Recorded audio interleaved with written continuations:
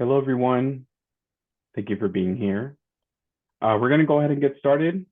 I'm Adrian Sanchez. I'm Director of Peer Learning for the Health Alliance for Violence Intervention. And I'd like to welcome everyone to our webinar today, Keys to Collaboration between Hospital-Based Violence Intervention Programs and Trauma Recovery Centers.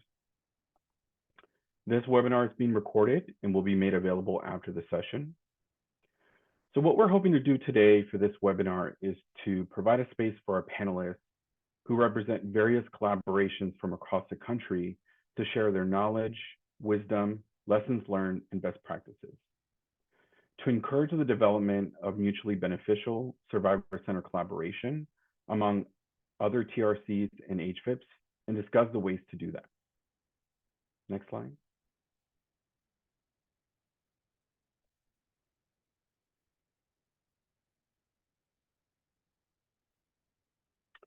So the inspiration for today's webinar is based on a brief by the same title, produced by the HAVI and NATRC that was funded by the Office for Victims of Crime. The brief provides insights not only about the HAVI's HVIP model and NATRC's TRC model, but also about the ways in which these two interventions complement one another to address the needs of victims of violence. This is available to download on the HAVI's website, and we've provided the URL for the brief on the slide. It will also be shared, the link of it will also be shared in the chat. Next slide.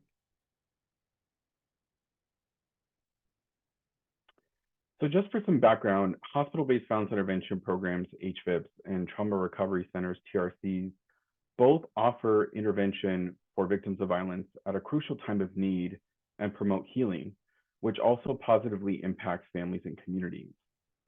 HVIPs and TRCs are distinct models of care for victims of violence in underserved communities that can complement each other. The places where TRCs and HVIPs overlap, programs should use a strength-based approach for intentional partnership. Survivors of violence and communities benefit when programs work together to expand access to all the things that these models have to offer. We want to thank the providers, administrators, and programs who contributed to the content of this brief. Also want to acknowledge the investments in the work from state AG offices, VOCA, support through state American Rescue Plan dollars, and private foundations. So for today's webinar, we'll be joined by a panel of experts from across the country. We will leave room at the end of the webinar to take questions from the audience. Next slide.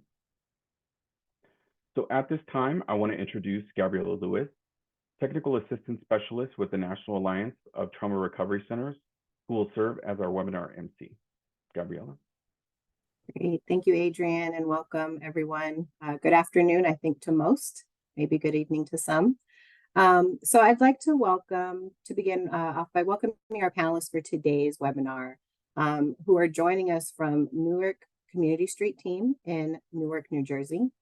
We also have the Violence Outreach Intervention Community Engagement, otherwise known as VOICE, from Columbus, Ohio. We have UCSF Trauma Recovery Center and the UCSF Wraparound Project from San Francisco, California. And then we also have University Hospital from Newark, New Jersey. So the HVIP and TRC models are each complete models with a unique set of tools, and the models are complementary. So we're going to go ahead and get some introductions going with our participants, our panelists for today. And so I'm going to go ahead and invite Newark Community Street Team, if you could please state your name, role, and the location of your hospital or agency.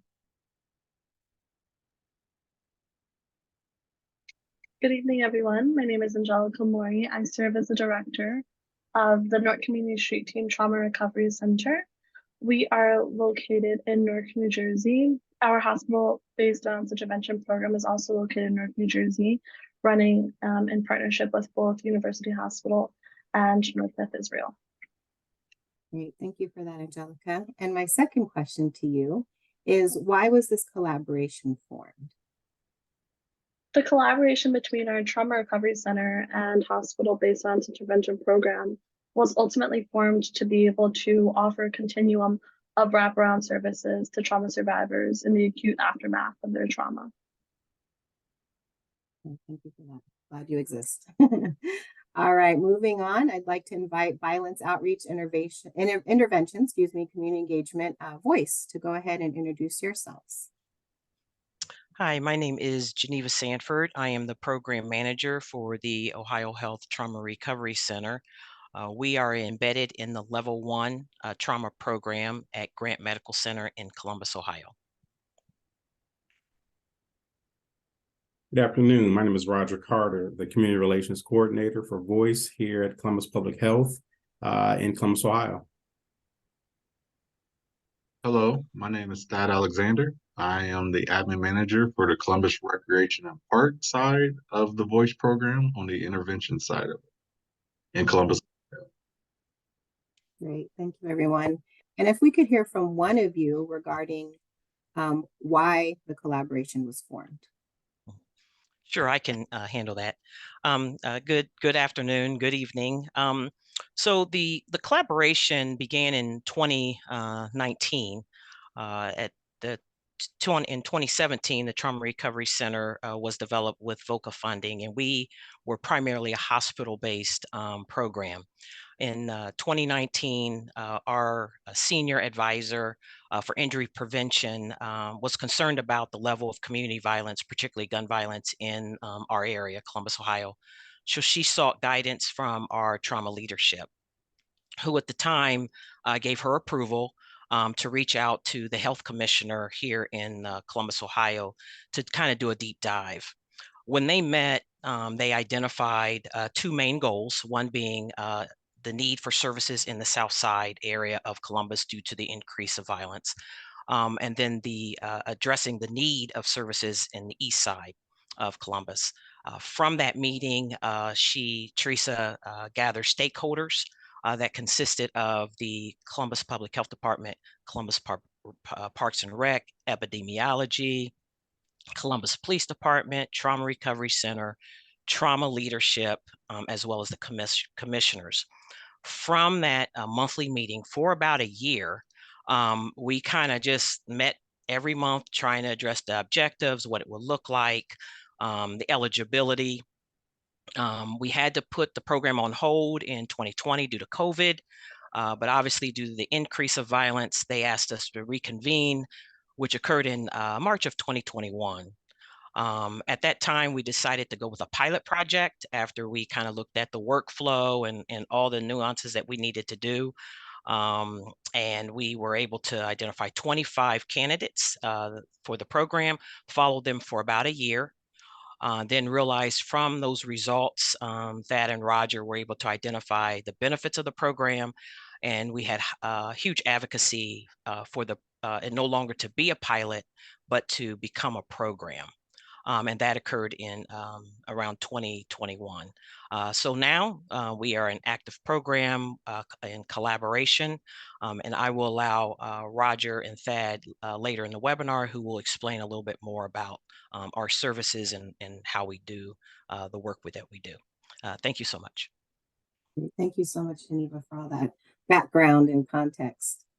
All right, I'd like to invite the UCSF Trauma Recovery Center and the UCSF Wraparound Project to go ahead and introduce yourselves.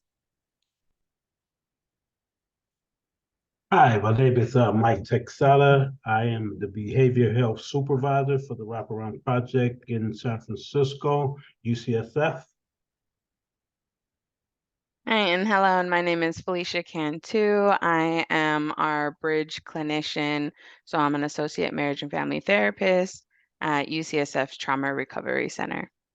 Great, thank you both for being here. And so question to you all as well, if we could hear from one of you regarding why the collaboration was formed. Sure, I can answer that. This collaboration was formed because we were noticing some of the patients that were coming here to the trauma bay, because of the stigma around mental health, I would actually assist them down to the agency. So we were finding that we were losing a lot of patients that didn't want to continue in being involved. So we came up with the bridge program, which now we have here. at the hospital to where they can get immediate assistance just by that bedside intervention.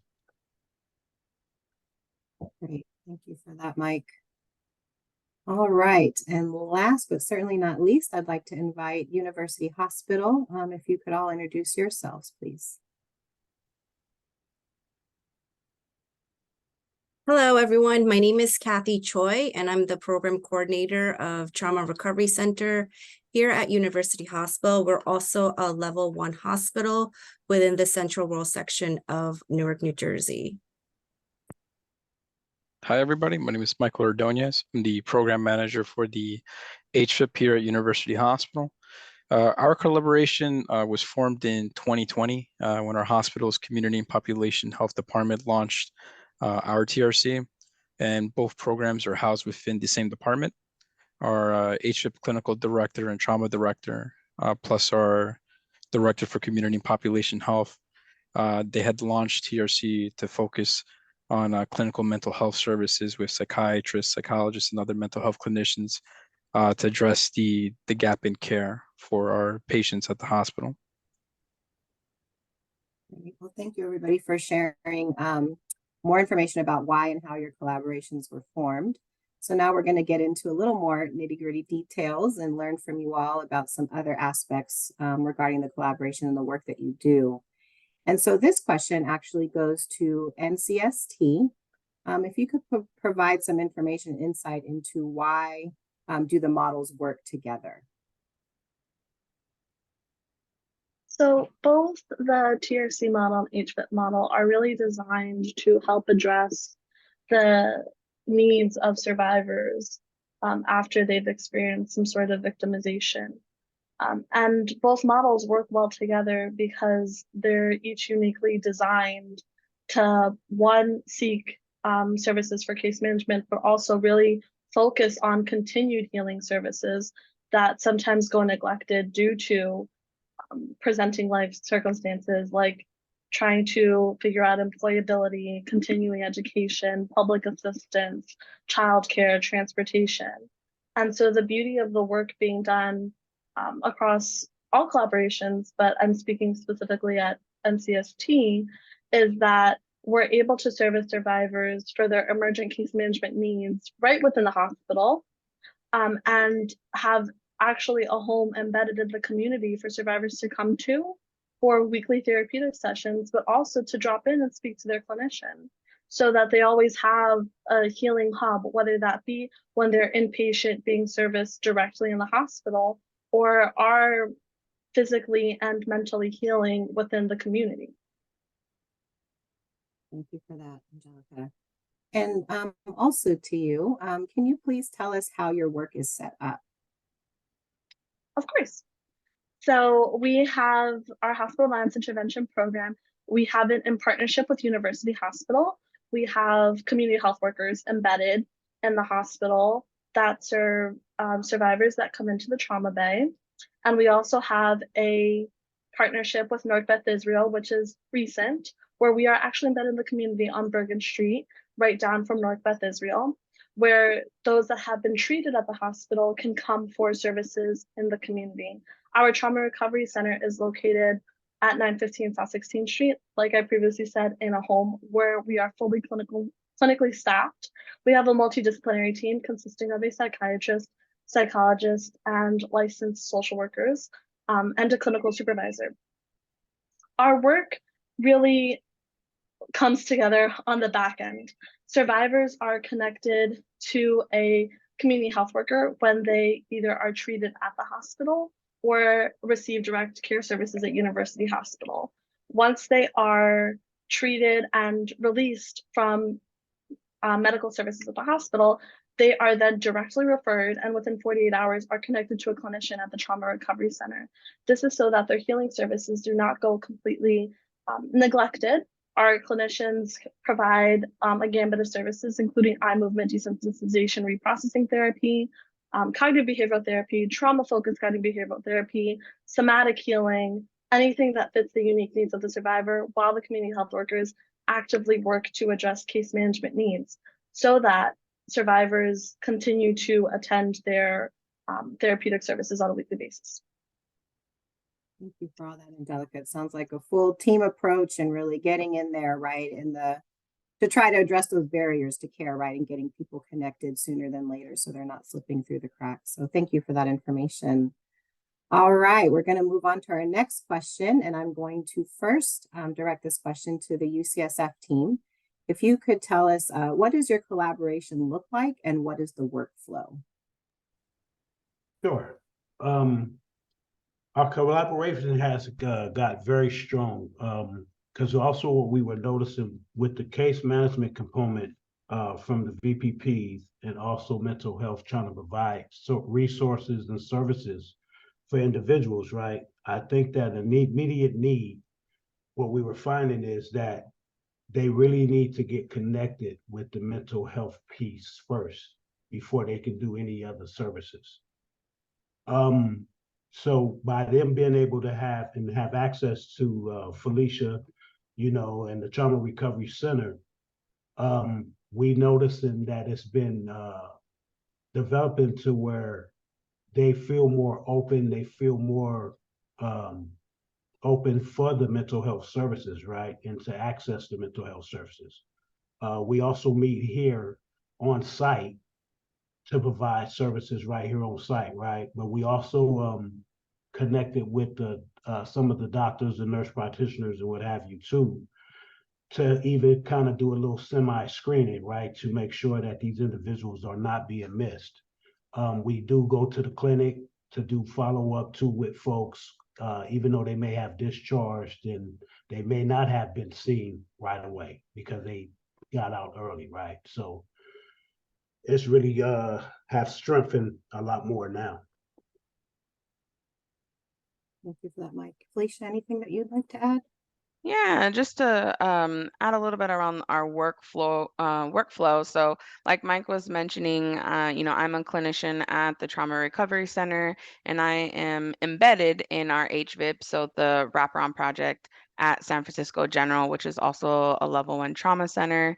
And so I am able to be on site with what we call our VPPs, violence prevention professionals, and being able to do bedsides, so seeing patients, being able to offer mental health services, at bedside, being able to schedule for intakes, being able to provide emotional support, and doing that alongside VPPs to really being able to ensure that that they're actually getting access to services, because that was what we were seeing was an issue before. We were losing people who are, some of the most vulnerable folks in the city, and they weren't being able to get services. So I'm now embedded as a clinician there at Wraparound. Thank you for sharing that, Felicia. I'm really hearing, how that connection to being at bedside, being on site in the moment again, right? So that people are being connected and not falling through the cracks and being able to get that needed support in the moment. So thank you for that. All right, I'd like to actually pose the same question over to University Hospital. What does your collaboration look like and what is the workflow?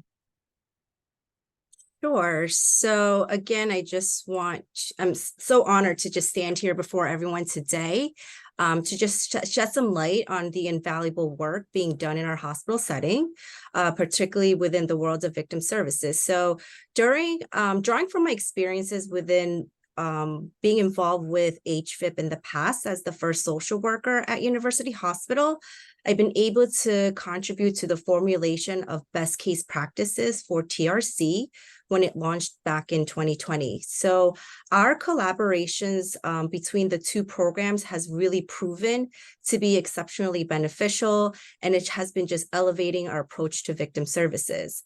Here in our hospital, our electronic health record system serves as a crucial ally, generating a daily list of potentially eligible patients based on various health conditions, ranging from chief complaints to complex medical diagnoses, such as gunshot wounds, assaults, lacerations, sex assaults, hit and run, and much more. This list undergoes daily scrutiny by our interdisciplinary team in anticipation of our victim services assignment meetings that happens every day. This collaborative effort involves our dedicated team members from both TRC and HVIP. Before our joint huddle, team members from both TRC and HVIP thoroughly evaluates our newly identified patients to determine their eligibility for either programs. This also involves combing through some patients who might not necessarily fit the criteria for any of our victim services program due to their episode of care lacking any history of interpersonal violence. And so during this meeting, cases are distributed based on specializations.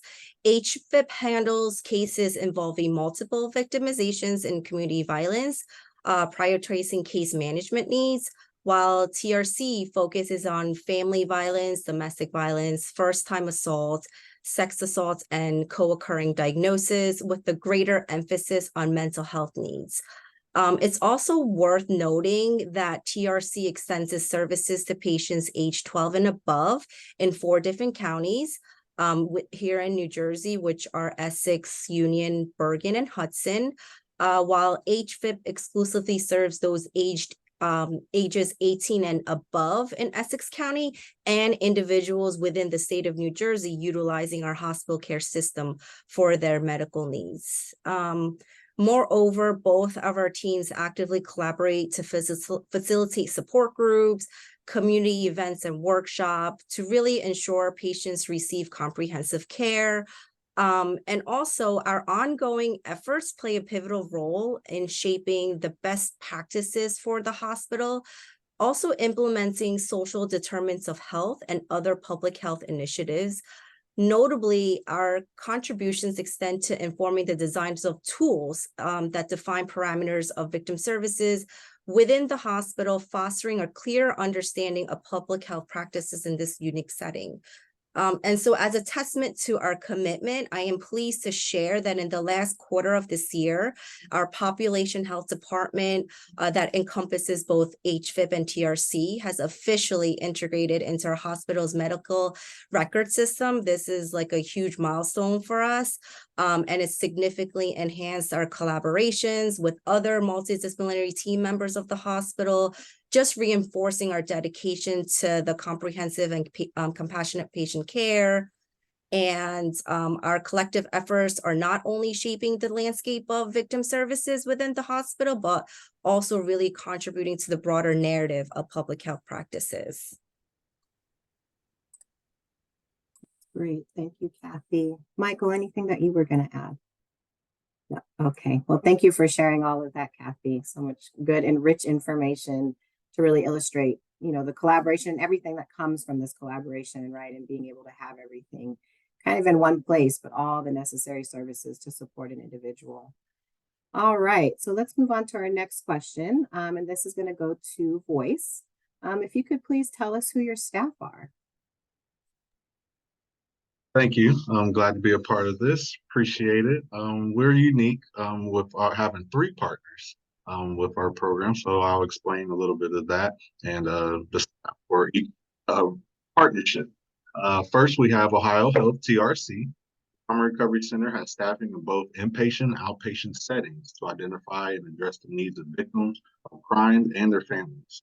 The inpatient portion of the Ohio Health TRC is 3 social workers are assigned to the inpatient unit to provide bedside interventions for victims of crime and their families. This team meets with patients who are eligible for the Voice program. They provide an overview of the program, obtain the release of information, and initiate the referral for services. We provide screening for substance use and mental health and with validated screening tools. We also utilize the 5 recover from crime themes recommended by the Office for Victims of Crime as our initial intervention and intervention services. The outpatient portion consists of 2 social workers and 3 community health workers. Provide inpatient follow-up sessions with victims of crime. They help to ensure the referral for voice services and help with post-discharge needs for our participants. Staff collaborates with senior advisors, Columbus Public Health, and Columbus Recs and Parks for ongoing program, eligibility, policy, and guidelines. The next partnership is the Columbus Public Health. It consists one community relations coordinator, who's the manager, two master's level social workers, one bachelor's level social worker, one master's level licensed professional counselor, one bachelor's level care coordination assistant. The staff members make up 1/3 of the Voice Project, collaborated and paired with community interventionists through Columbus Recs and Parks. The social work staff are responsible for completing valuable intake assessments on each enrolled client that provide historical information regarding current and past traumatic events.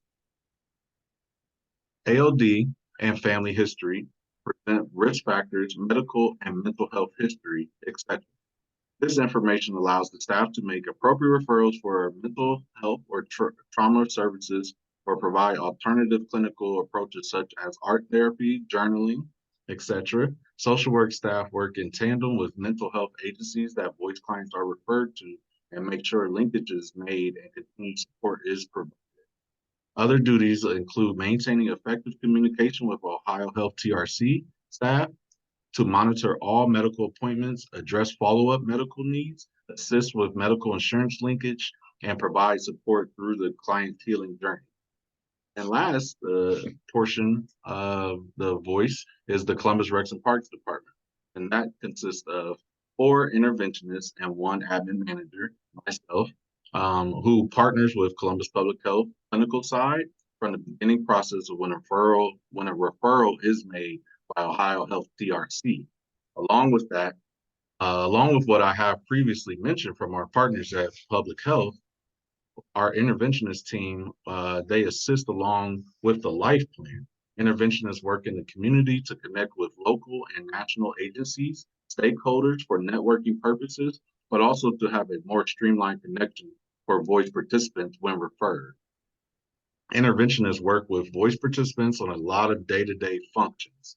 Participants may need assistance with such as food services, food pantries, food boxes, filling out paperwork for food assistance programs, working with clients in areas of employment such as building resumes, connecting them to employers who are open to taking in individuals with challenging backgrounds, housing assistance, housing programs, referring to housing mediation services, life skills, mentorship, connecting participants to programming in areas of need, education services, referrals, using CBT techniques for better pro-social behaviors. Being there to assist voice participants to self-sufficiency is our goal here at Voice. Great, thank you for all of that, Thad. Such a robust review of all the different individuals and roles, right, that are involved in providing all of these services. Before we move forward, Geneva or Roger, anything you wanted to add? No, he covered it. You definitely covered it. Sounds great. Well, thank you again, Thad. All right, moving on to our next question, and this will be for University Hospital. If you could please talk about the coalitions and collaborations that have supported your work. Yeah, absolutely. So at University Hospital, our HVIP and TRC are engaged with several coalitions, but I'm going to highlight 3. So our hospital is based within Essex County. So we partner with the Essex County Comprehension Emergency Assistance System, or CEAS, and our Continuum of Care, or COC, which is a committee which is responsible for planning and coordinating emergency services for the homeless in Essex County. So for us, we've seen that there's a significant overlap with being a victim of violence and experiencing being at risk for homelessness or experiencing homelessness. So we had sought a partnership with them. So that body comprises both of public and private entities. The committee, with at least 65% community and faith-based representation, plays a vital role in designating core social services, setting service priorities, and allocating funds for homeless prevention and support. And there's different committees that our hospital participates in. I know we, as a hospital, participate in the Domestic Violence Committee and then also Consumer Justice Committee, so that we're just kind of informed with any new updates that would impact our consumers or our patients.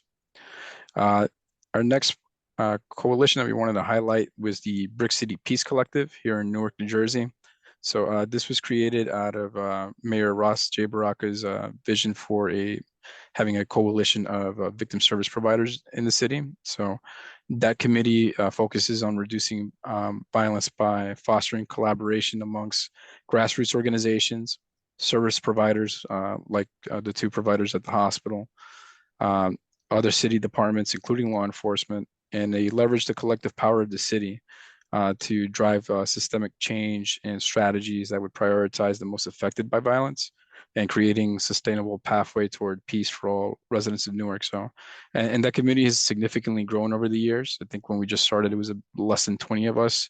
I think at the last meeting, it was about 80 different providers that were there. So they have supported and helped grow many grassroots community organizations to kind of bolster up and offer more services across the city, and then also partnering with other institutions like ours to to continue to sustain that kind of environment and ecosystem, like we like to call them. The last partnership I want to highlight is the Newark Public Safety Collaborative, or NPSC. It was established in 2018 as part of the Rutgers Newark School of Criminal Justice Anchor Initiative, and it collaborated directly with the Newark Mayor's office and community stakeholders.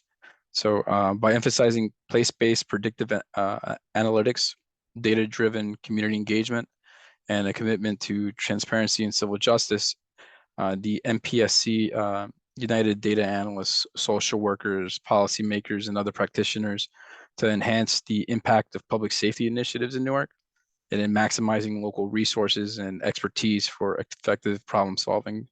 So what's really interesting about that group with their data analysts, they're able to create different kind of map tools and other tools that kind of based on data that's provided by the Newark Police Department. So they provide visual tools to kind of help inform all the different providers as far as like kinds of incidents of violence that may be happening in particular parts of the city, down to the individual block level, and then as well kind of highlighting other public safety campaigns.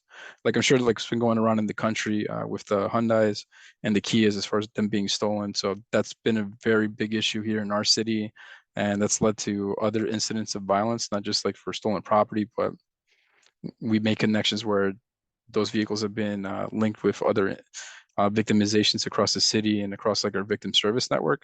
So they have the tools to be able to kind of highlight how those things are connected, particular areas in the city where we need to prioritize, our kind of engagement. So they've been a very valuable collaborator and coalition within here in the city of Newark. Great. Thank you for sharing all of that, Michael. Really emphasizing, right, those how the collaborations and the coalitions really contribute, right, to the work and are a very necessary part, right, for the work to even transpire and getting connected to various individuals within the community. So thank you for sharing that. Just to make sure, Kathy, anything you would like to add? No, I think Mike covered it all. Okay, great. Just making sure. Okay, so we're going to move on to our final question. We're going to hear from two of our groups of panelists. I'm first going to defer to the UCSF team. And so it's a two-parter, so let me know if I need to repeat anything. But the first part is, what are the benefits of collaboration? And also, what makes the collaboration ideal in your community? Yeah, I can speak to that. And of course, Felicia can chime in too.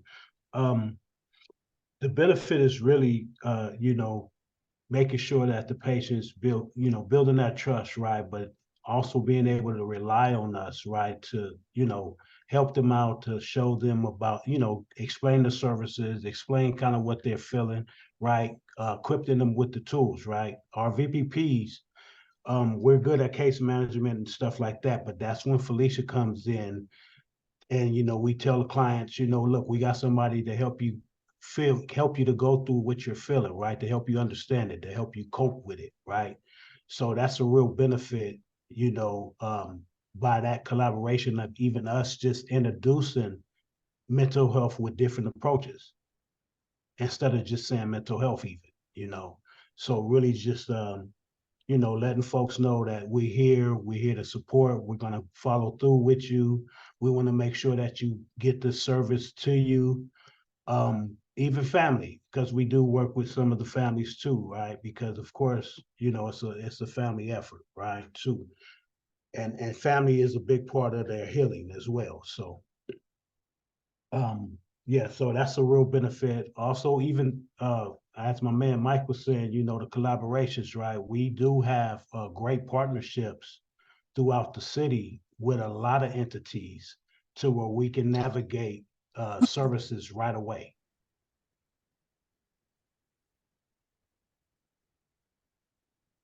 If you wanted to chime in on the second part, Felicia, that'd be cool. Yeah, and just to add to, you know, what Mike was sharing is we've also, you know, one of the benefits is we're just seeing an increase in the amount of, you know, referrals that we're having to the Trauma Recovery Center. We're seeing that we're, you know, having higher like attendance rates for intakes and for attending, you know, therapy services because we're able to work with a VPP who again is a violence prevention professional. We're able to really collaborate in that way to ensure folks are getting the services that they need and working together with case management. And so we're seeing that really as a key.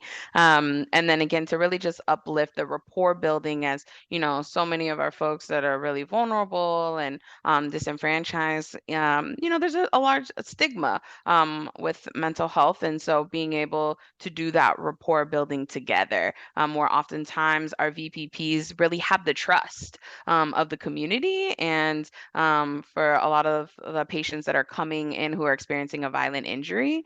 And so being able to really work together so that they know that they're going to be cared for when they are, you know, entering their doors at TRC.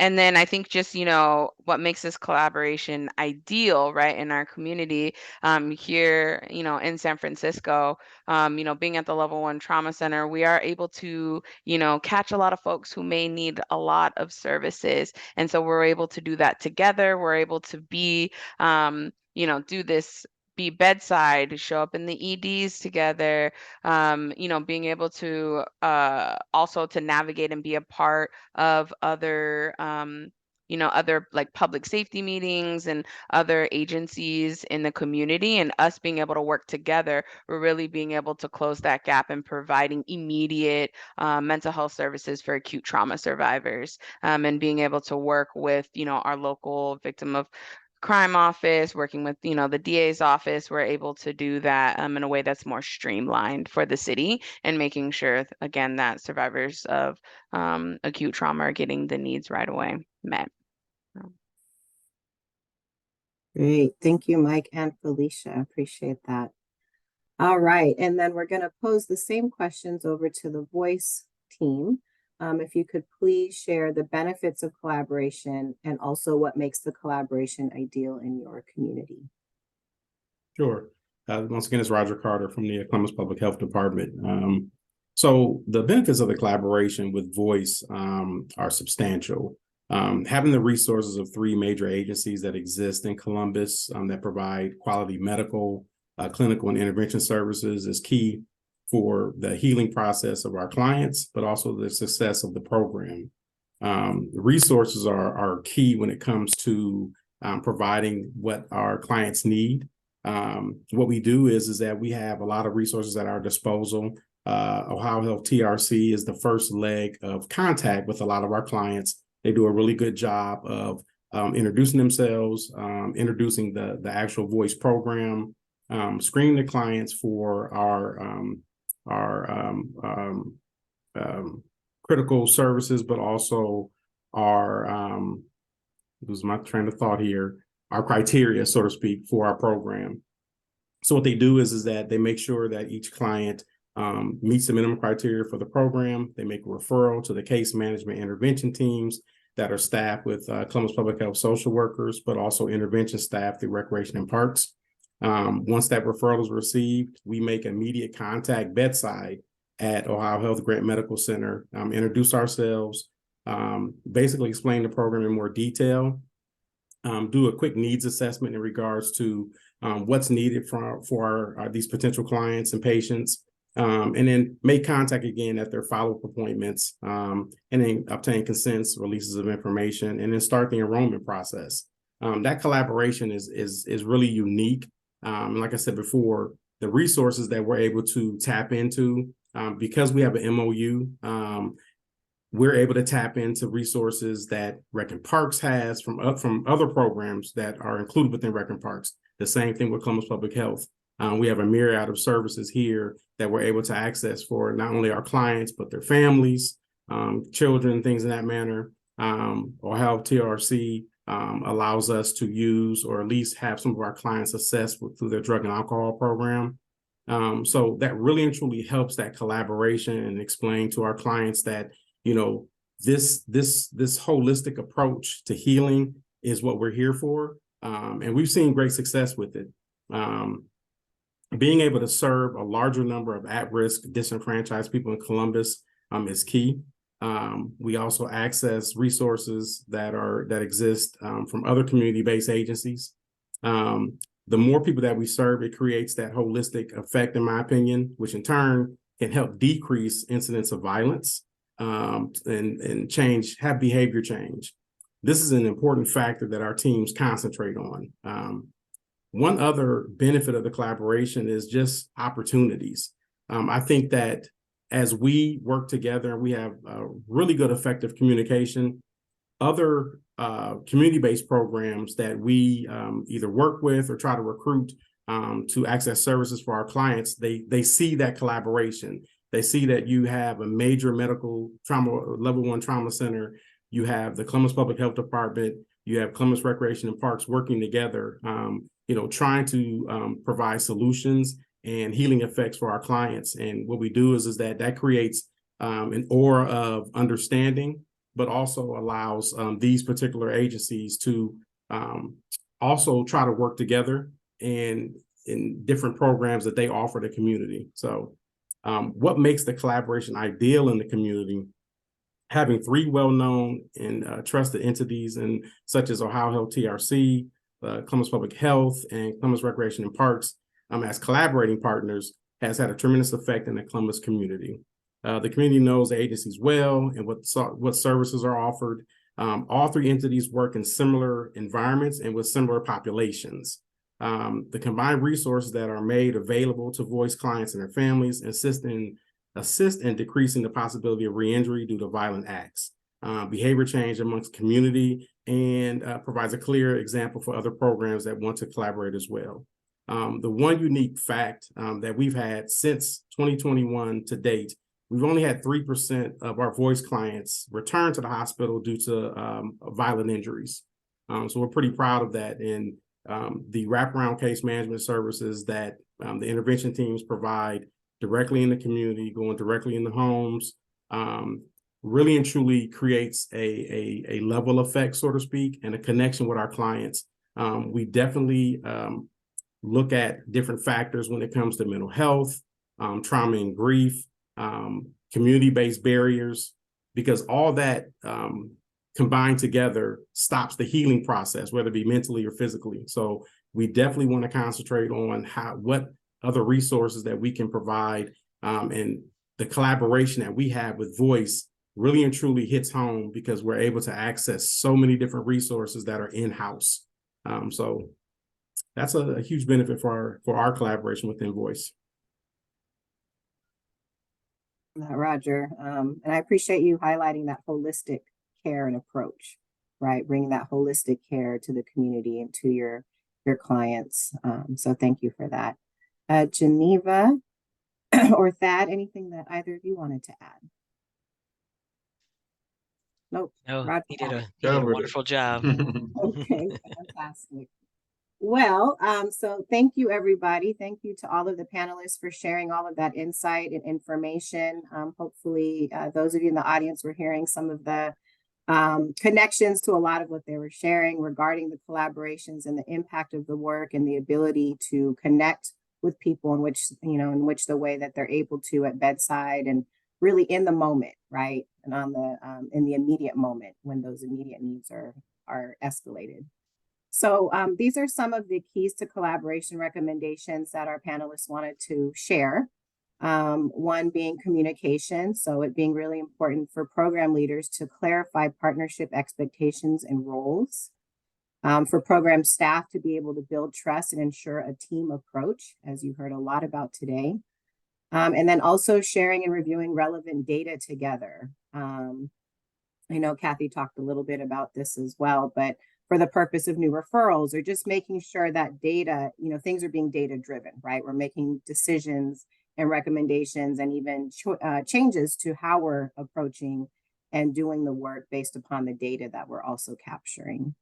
There is also a mention about, I think Roger just mentioned MOUs.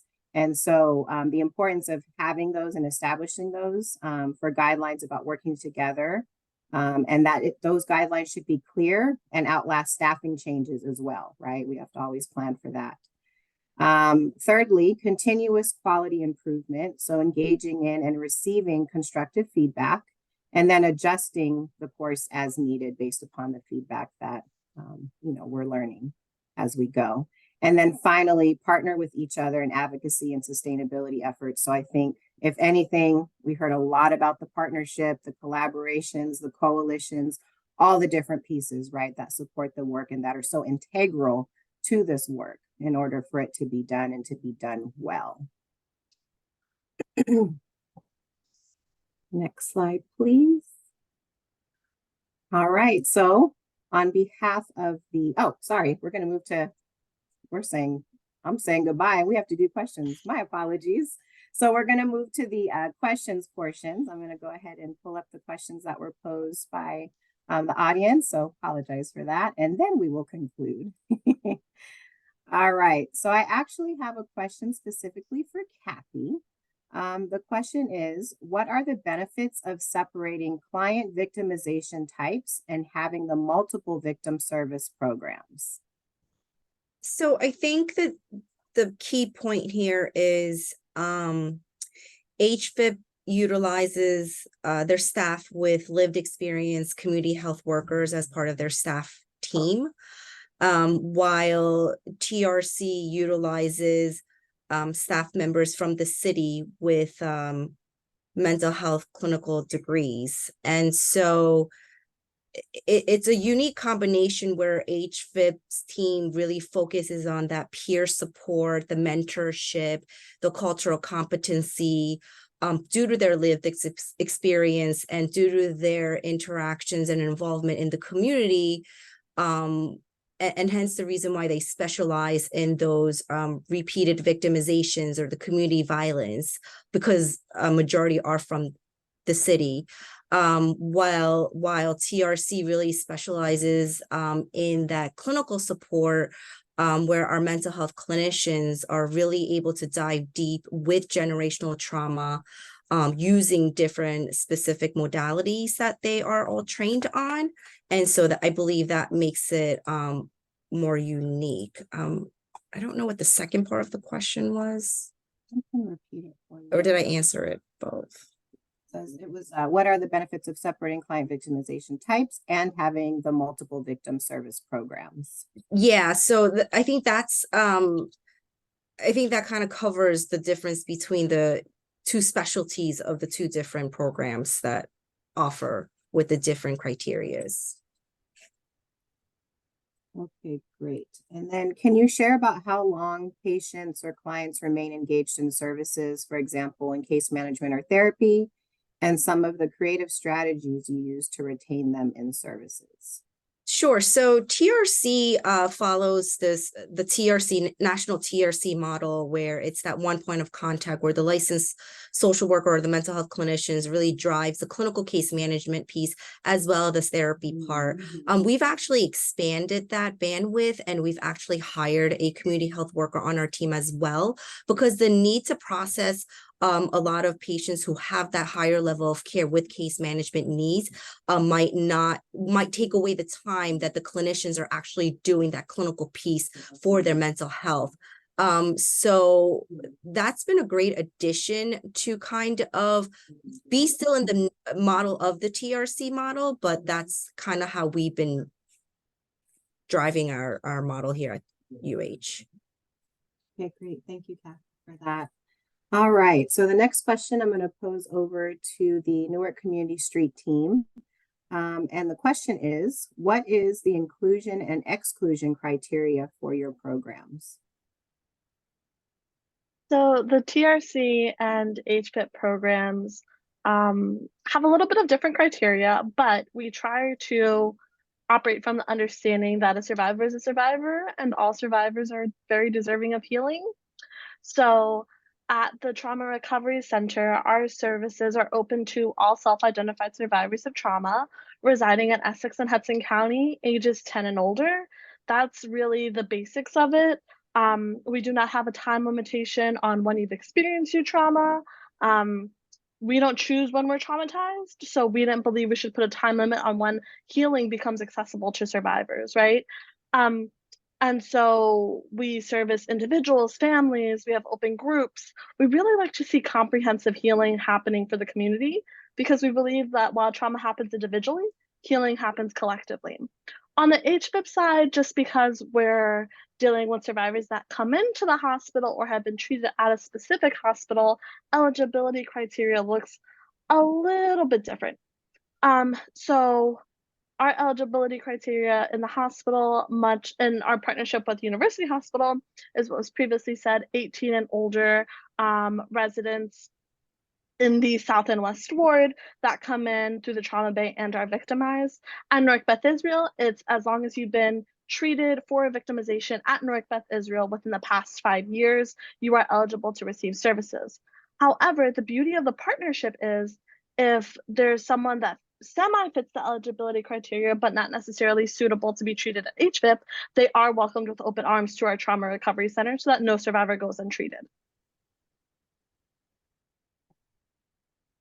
All right, this next question is going to go out to the voice team. I'm curious to hear about the mental health services provided in the hospital. What type of support is offered while people are hospitalized as they recover from their injuries? Sure, I can take that question. So immediately at the point of admission, each morning we identify all new admissions, and each of those cases are assigned to a clinician. If someone is eligible for a voice, naturally we will go and meet with them, give them the option, sign release information. But initially, what we offer is we ask the when a patient comes into admission, the nurses are identifying for any risk of suicide to self or suicide and or harm to others. And if screen positive, they immediately are linked with our behavioral med team, which consists of certified nurse practitioners and licensed independent social workers and or counselors. And if need be, they will be admitted we have an inpatient psychiatric facility at one of our sister hospitals at Riverside Methodist. We also have our nurse practitioners during their history and physical to not only ask the patient if they have any mental health history, but as well as inquire about how they're doing, and identify that on the history and physical, so that when our clinicians write up that case to go meet with them, they can inquire about any history of mental health needs and or any current concerns that could require a behavioral med consult in the hospital. During our intervention, again, with victimization, we identify the Office of Victim of Crime 5 themes as it relates to their victimization, which is address the medical, address the compensation, patient rights, just identify, normal feelings of shock, anger, frustration, and all that comes with victimization and coping skills. We do a PTSD-5 screening tool to identify any historical trauma beyond this current and any current symptoms, current victimization, and any current symptoms that they're experiencing from past victimization, which obviously can be intensified with their current injury. And then what we do is we have embedded not only community health workers, but we have a strong internship program with the Ohio State University, Ohio University, there's another one. But anyway, we use internships. It's to where people do follow-ups. One of the things that we notice in the hospital is some people are treated and released, right? Treated and released from the ED, they go to observation unit, treated and released within 24 hours. But then there are those patients and families that are suffering severe injuries. If someone is in the ICU unit, we provide mental health support to the families. We make sure that they're eating. We give them meal vouchers to where they don't have to, cafeteria food can be pretty expensive. So we try to assist them in that way. But we try and provide daily interventions connecting with patients to kind of help them navigate that hospital stay. Geneva, and I think we have time for one more question. We're going to gear this question to, excuse me, Michael O. And so the question is, do TRCs get referrals from places other than the hospital? For example, through a collaboration with a primary care office? And how are these patients screened for referral to TRC? Sure. So for our TRC, they accept referrals both from within the hospital with the different reporting systems that we have. So we identified it. That's a little bit more automated. So if they just present at the hospital and they have a past medical history of interpersonal violence, we'll be aware that they've come in and we'll do outreach. For community members, we do community outreach events just to kind of educate the public about the services that the hospital offers. And then also with the different coalitions that we're in, also kind of informing the group there that, we can accept referrals that way. So we'll accept referrals from other community organizations and then also from community members directly. And then they can get connected to services that way. Great, thank you for sharing about that. All right. Okay, so we're gonna go ahead and move towards closure. Yes, I'm sorry, I'm looking at the chat at the same time, apologize. So the recommendations, what recommendations do you have for HVIP and TRC collaborations? So does anybody else want to share anything about any further recommendations other than the ones we reviewed?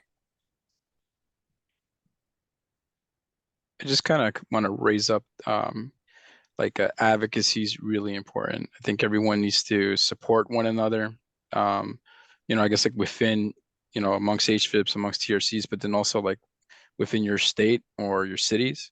And it's really important. There was a lot of good work that NCST did a few years ago in making a lot of reform. And I think it was mentioned in the chat for victim compensation reform. So, as far as community being engaged with it, community partnership being engaged in help reform some stuff. Advocacy goes a long way, especially in the legislative process. So we're experts in what we do. So I think when you lend your voice to that kind of stuff, when the right opportunity comes up, it can be very meaningful. Thank you, Michael. I would say another recommendation, and I really have to tap my, hat to Roger and Thad by the amount of work that they do once the patient is discharged.